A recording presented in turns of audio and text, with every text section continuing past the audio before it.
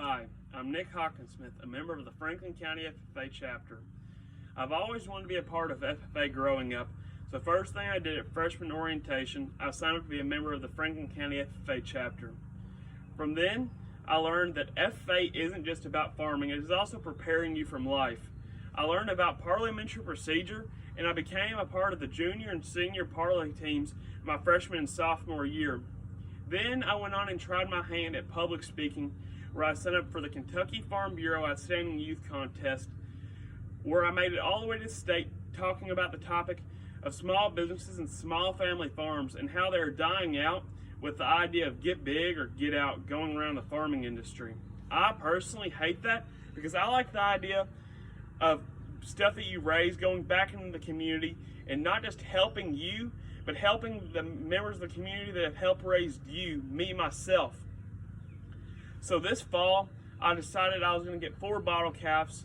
At the time, didn't have nowhere to put them, so I built a small holding pen inside our barn. I have a farm with some acreage on it, but didn't have any type of fencing on it.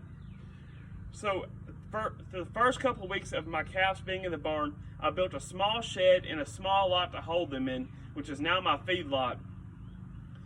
But we didn't have nowhere for them to graze at the time, so we're having to give them a lot of hay, costing me money. So this spring we decided to build a small lot to let them graze in. They ate that down fairly quickly, especially with me having 3 more calves that I bought off another FFA member that got bottle calves the same time as me, and she decided that she wanted to get out of the calf business. So I bought them from her, helping her out and helping expand my herd.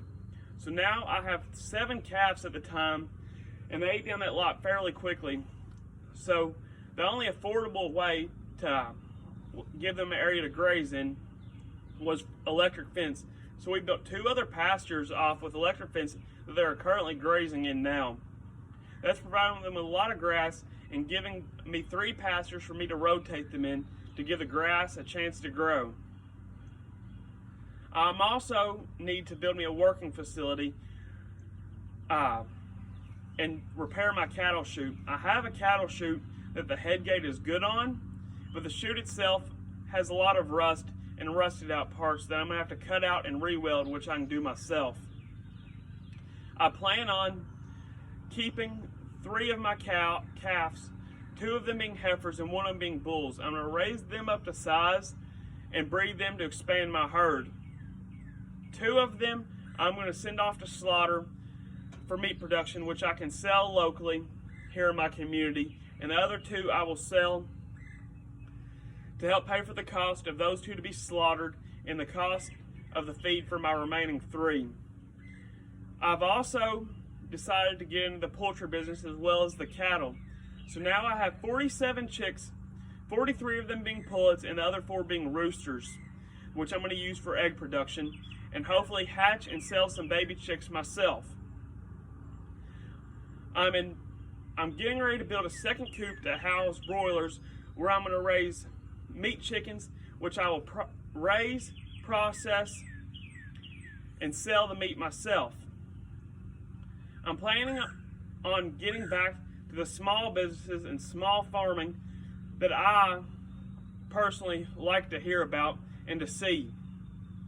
Farming for me isn't just about the dollar, and yes, I do like making money just as well as anyone else, but to me it's a passion. It's my hobby. It's what I enjoy doing. Farming is my passion. $5,000 for me would help put me in a great place to help expand my business, seeing that it is hard to get started off in the farming business, being that the startup cost is so high, and I've been able to break them boundaries, but I also still have a lot to do to get to the spot where I need to be to help make my production more profitable. So please consider me for the $5,000 grant, and thank you FFA Shark Tank for watching this and taking your time out of your day to do so. Thank you.